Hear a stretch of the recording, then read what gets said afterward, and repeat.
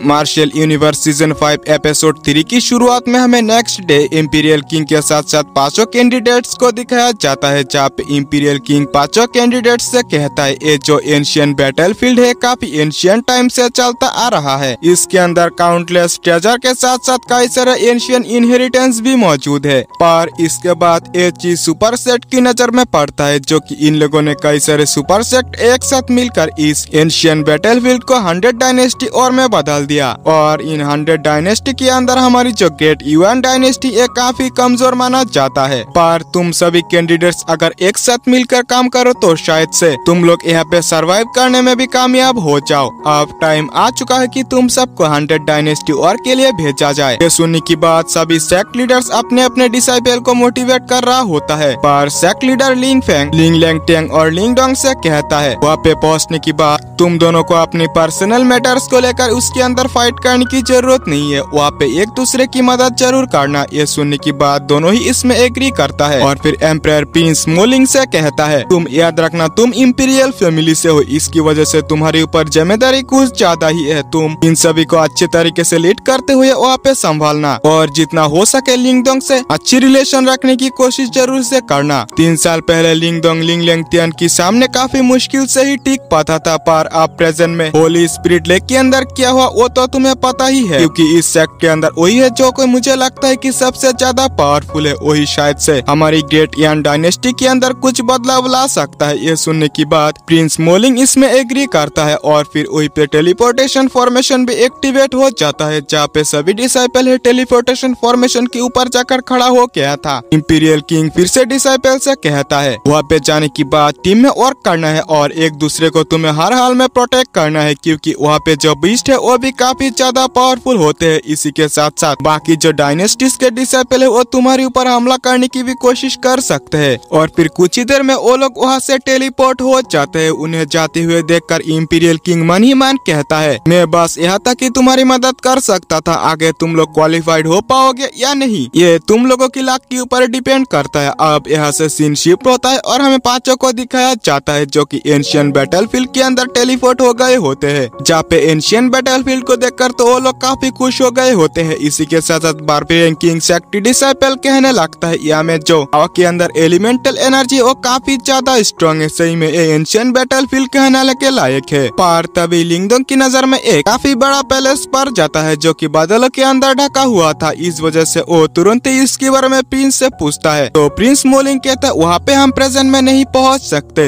यहाँ पे हमें लगभग 1 साल तक रहना है। 1 सालों के अंदर अंदर जो भी निर्वाणा स्टेज तक पहुँच जाएंगे वो वहाँ पे पहुँच सकता है और सुपर सेक्ट के अंदर ज्वाइन हो सकते हैं। ये सुनने की बात टियानलुओ सेक्ट डिसाइपल कहता है प्रिंस आपको इसके बारे में शायद से काफी अच्छी तरीके से पता है। प्रिंस मोलिंग भी कहता है हाँ जरूर, मैं तो इंपीरियल फैमिली से हूँ, इस वजह से हमारी जो एंसेस्टर्स थे वो एंशिएंट टाइम से 100 डायनेस्टी और के अंदर सिलेक्ट होते आए हैं, इसी वजह से मुझे इतना सब पता है। पर तभी जियोवेन को कुछ महसूस होता है और वो उसी डायरेक्शन में इशारा करने लगता है, क्योंकि उस डायरेक्शन से एक पावरफुल बीस्ट आ रहा होता है। ये देखने की बाद बारबेरियन किंग सेक्ट डिसाइपल कहता है ब्रदर लिंगडोंग आपकी ये बीस्ट तो काफी ज्यादा चौंकाने हो गए, क्योंकि यहाँ पे तो बस एक ही बीस्ट है। पर प्रिंस मोलिंग तुरंत ही कहता है मैं तुरंत ही केयरफुल हो जाना चाहिए, क्योंकि इस एंशिएंट बैटलफील्ड के अंदर शायद ही 1-2 बीस्ट दिखा जा सकता है। असल में अगर किसी बीस्ट को हमला करना हो तो झुंड में ही हमला करते हैं। उनकी एक कहते तुरंत ही कई सारे बीस्ट उन्हें चारों तरफ से घेर लेता है। टियानलुओ सेक्ट डिसाइपल कहता है प्रिंस अब हम क्या करें। प्रिंस कहता है हमारे पास फाइट करने के अलावा और कोई रास्ता नहीं है, और वो सभी मिलकर उन बीस्ट को मारने लगता है।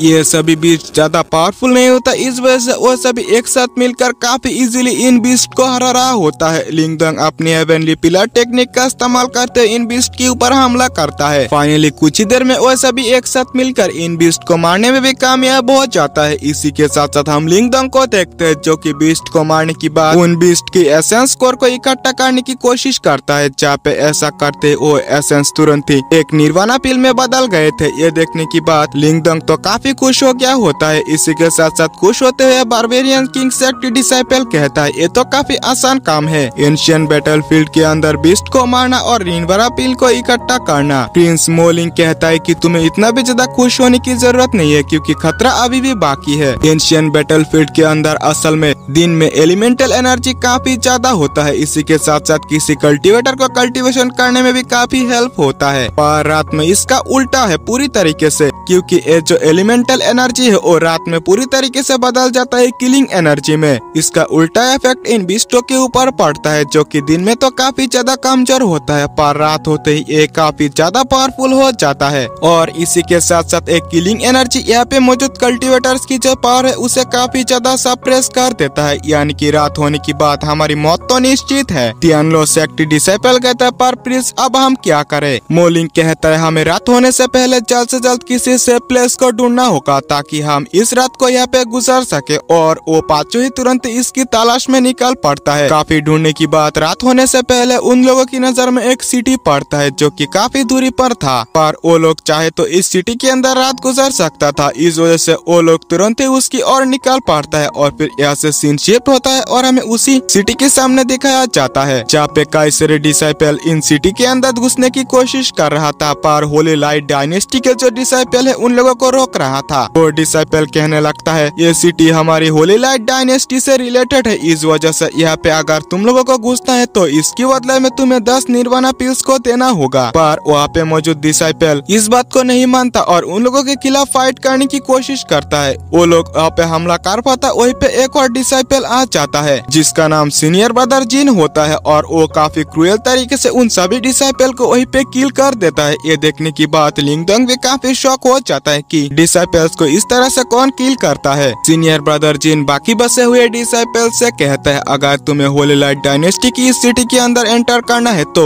तुम्हें होली लाइट डायनेस्टी के रूल्स के अकॉर्डिंग ही चलना होगा। अगर तुम सब ऐसा करना नहीं चाहते तो तुम सभी ऐसे जा सकते हो। कमजोरों को अक्सर रूल्स के अकॉर्डिंग ही चलना चाहिए। ये सुनने की बात वहाँ पे मौजूद बाकी डिसाइपल तो काफी ज्यादा डर चुके होते हैं। इसी के साथ कहते हैं, असल में ये जो सीनियर ब्रदर जिन है ये हाफ स्टेप ऑफ निर्वाणा तक पहुँच चुका है, पर इससे लिंगडोंग को तो घंटा भी फर्क नहीं पड़ रहा था और वो आगे जाने लगता है। पर प्रिंस मोली उसे रोकते हुए कहता है, लिंगडोंग तुम यहाँ पे क्या कर रहे हो? अगर आगे बढ़े तो हमारे लिए मुसीबत साबित हो सकता है। इसकी पावर हाफ स्टेप निर्वाणा तक पहुँच चुका है, हमें यहाँ पे समझदारी से काम लेना चाहिए और इस शर्त को मान जाना चाहिए। ये सुनने की बात तो लिंगडोंग भी इसके लिए मान जाता है और प्रिंस मोलिंग पांचों के लिए 10-10 करके निर्वाणा पिल्स उन्हें दे देता है, जिस वजह से वो पांचों ही इसके अंदर एंटर करने के लिए कामयाब हो गए थे। ये देखने की बाद बाकी जो डिसाइपल थे वो भी निर्वाणा पिल्स देकर इसके अंदर आ जाता है। अंदर आने की बाद बारबेरियन किंग सेक्ट के डिसाइपल कहता है, यहाँ की सेक्ट की जो दीवार है वो काफी ज्यादा कमजोर हो चुका है, मुझे नहीं लगता है कि यहाँ के बीस्ट इन्हें पार नहीं कर सकते। इसके बाद कुछ ही देर में वहीं पे रात हो जाता है और वहाँ पे मौजूद बाकी जो कल्टीवेटर्स था तुरंत ही उनकी पावर काफी ज्यादा सप्रेस हो जाता है। ये देखने की बाद प्रिंस मोलिंग और बारबेरियन सेक्टी डिसाइपल और तियानलो सेक्टी डिसाइपल तो काफी ज्यादा शॉक हो गए होते हैं। इसी के साथ साथ लिंगडोंग मानीमान कहता है, इन सभी की पावर काफी ज्यादा सप्रेस हो चुका है, पर मेरे ऊपर इसकी इफेक्ट क्यों नहीं पड़ा? सेलेस्टियल डीमन मास्टर तुरंत ही कहता है, क्योंकि मैंने इस चीज को तुम्हारे लिए पूरी तरीके से हटा दिया है, इसी वजह से तुम्हारे ऊपर ये सील काम नहीं कर रहा। इसी के साथ साथ तुम लिंग लियांग को भी देखो, जो कि उसके अंदर की सोल ऐसा करने में कामयाब हो गया, उसी के ऊपर भी कोई फर्क पड़ नहीं था। और फिर हम वहीं पे एक और लड़की को देखते हैं जिसका नाम होती है मू होंगली। पर वो लोग यहाँ पे आए ज्यादा देरी नहीं होता और तुरंत ही बीस्टों की हमला भी होने लगता है, क्योंकि बाहर से बीस्टों की कई सारे झुंडों ने हमला कर दिया होता है। और फिर हम होली लाइट डायनेस्टी की डिसाइपल्स को भी देखते हैं, जो कि उस दरवाजे से घुसते हुए बीस्टों को रोकने के लिए तुरंत ही अपनी पावर से एक बैरियर से उस दरवाजे को ढक लेता है, जिस वजह से वहाँ पे मौजूद बीस्ट दरवाजे के अंदर से एंटर नहीं कर पा रहा होता है। पर उन बीस्टों की नजर उस दरवाजे पर पड़ जाता है, जो कि एक तरीके से डैमेज था, और तुरंत ही उस डैमेज हिस्सों से अंदर आने लगता है। ये देखने की बाद जूनियर डिसाइपल ब्रदर जिन से पूछते हैं कि ब्रदर अब हम क्या करें? सीनियर ब्रदर जिन कहता है, उन लोगों का हम क्यों बचाए, उन्हें खुद ही इससे डील करने दो। पर तभी हम अंदर की डिसाइपल्स को देखते हैं, जो कि उन बीस्टों को अंदर आते हुए देखकर तो वे सभी काफी ज्यादा डर चुके थे। इसी के साथ साथ वो लोग इन बीस्टों की सामना करने के लिए तुरंत अपनी वेपन को भी बाहर निकाल लेता है और उन बीस्टों से फाइट करने में लग जाता है, जहाँ पे लिंगडोंग भी अपनी डेमोनिक स्पीयर का निकालते हुए काफी ब्रूटल तरीके से उन बीस्टों को मारने लगता है। इसी के साथ साथ प्रिंस मोलिंग और लिंग लियांग भी उन बीस्टों को मारने लगता है। और फिर हम मू होंगलिंग नाम की उसी डिसाइपल को देखते हैं, जो कि तुरंत ही एक बीस्ट को पकड़ लेती है और सामने से आते हुए लिंगडोंग उस बीस्ट को किल कर देता है, यानी कि दोनों ने मिलकर ही इस बीस्ट को किल कर लिया था। पर तभी तुरंत ही होंगलिंग के ऊपर हमला हो जाता है, पर तभी लिंगडोंग उसे बचाने के लिए अपनी स्पीयर के साथ तुरंत ही आगे आते हुए इस बीस्ट को काफी इजी तरीके से किल कर कर दिया होता है। इसके बाद हम होली लाइट डायनेस्टी के डिसाइपल्स को देखते हैं, जहाँ पे उन्हें इस शील्ड को कंट्रोल करते हुए काफी ज्यादा मुश्किल हो रहा था, क्योंकि वे सभी बीस्ट एक साथ मिलकर इस शील्ड के ऊपर हमला करे जा रहे होते हैं। सीनियर ब्रदर जिन उन सभी डिसाइपल्स से कहते हैं, अगर हमें यहाँ पे जिंदा बचना है और यहाँ से सही सलामत वापस जाना है तो हमें ऐसा करना ही होगा। पर तभी अचानक से जो बीस्ट उस शील्ड के ऊपर अटैक कर रहे होते हैं और तुरंत ही पीछे मुड़ते हुए वहाँ से जाने लगता है। यह बात उन लोगों को भी हजम नहीं होता, पर वे सभी तुरंत ही शील्ड को डीएक्टिवेट करने लगता है। और फिर हम लिंगडोंग को देखते हैं, जो कि होंगलिंग को उठने के लिए हाथ आगे करती है, पर होंगलिंग कुछ देर सोचते हुए इसे एक्सेप्ट भी कर लेते हैं। उठते हुए लिंगडोंग से कहती है, मास्टर आपका थैंक्स,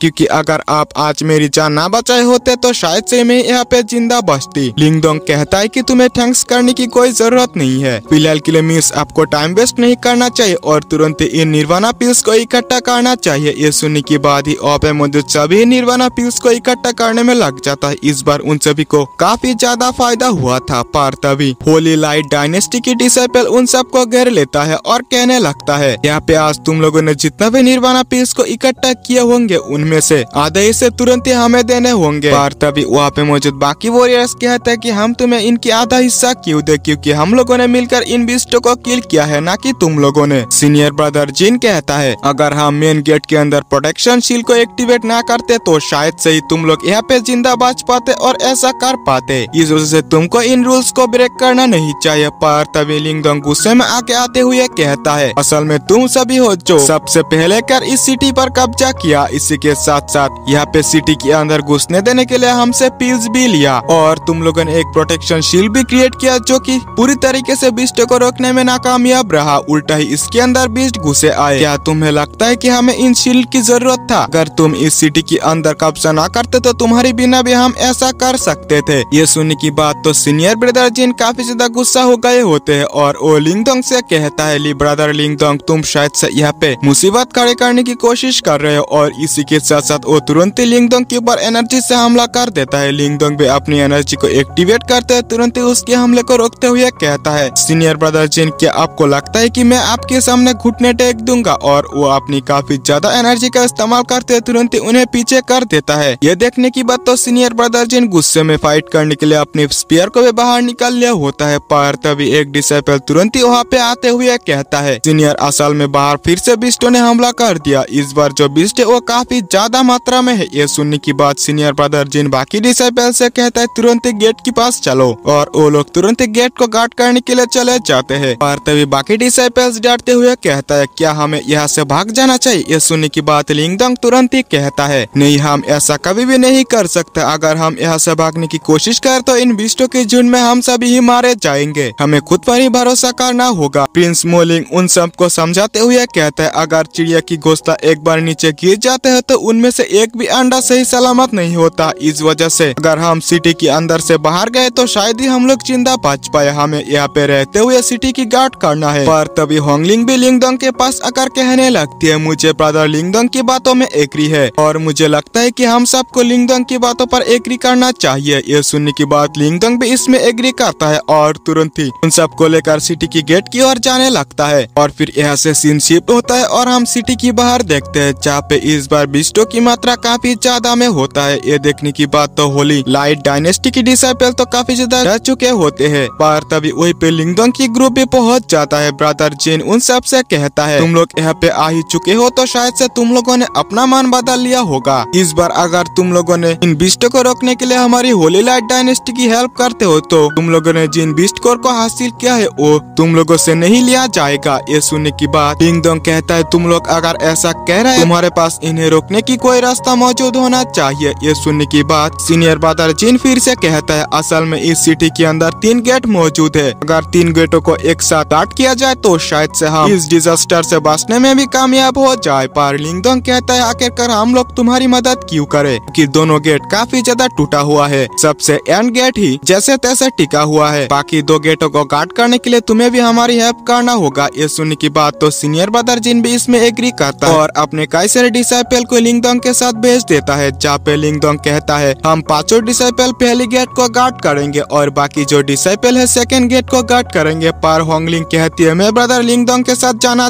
चाहती हूँ। इस रिक्वेस्ट को लिंगडोंग भी मान जाती है और तुरंत ही पहली गेट की ओर जाने लगती है, जहाँ पे की पहुंचते ही यहाँ पे वह सभी एक साथ उन बिस्टों के ऊपर हमला करने लगता है। लिंगदोंग अपनी हेवनली पिलर टेक्निक से उन बिस्टों को मारने लगता है। प्रिंस मोलिंग भी अपनी शॉर्ट स्लैश और टियानलुओ सेक्टी और डिसाइपल अपनी शॉर्ट टेक्निक का इस्तेमाल करते एक एक करके उन सभी बिस्टों को मारने लगता है। पर तभी हम होली लाइट डायनेस्टी की उन डिसाइपल्स को देखते हैं जो कि उन लोगों की मदद नहीं कर रहा होता है। पर एक डिसाइपल पूछता है कि सीनियर ब्रदर हुआंग, क्या हमें उनकी हेल्प नहीं करना चाहिए? पर हुआंग सीनियर ब्रदर जिन की कहे गए बातों को याद करने लगता है, जहाँ पे कि उन्होंने कहा था असल में तुम्हें उन लोगों की हेल्प नहीं करना है, बस दिखावा करना है। तुम्हें बस एक मौका ढूंढना है कि फाइट करते हुए लिंगदोंग की एनर्जी पूरी तरीके से खत्म हो जाए और तुरंत ही तुम उसे निपटाने की कोशिश करना। इसी के साथ साथ हम उन सभी को उन बिस्टों को मारते हुए देखते हैं और ये एपिसोड भी यहीं पे एंड होता है। अगर आप लोगों को वीडियो जरा से भी अच्छा लगा तो चैनल को सब्सक्राइब करते हुए वीडियो को एक लाइक जरूर से कर देना। इसी के साथ साथ दोस्तों से शेयर करना तो बोलना ही मत। मिलते हैं नेक्स्ट वीडियो में, तब तक के लिए बाय बाय।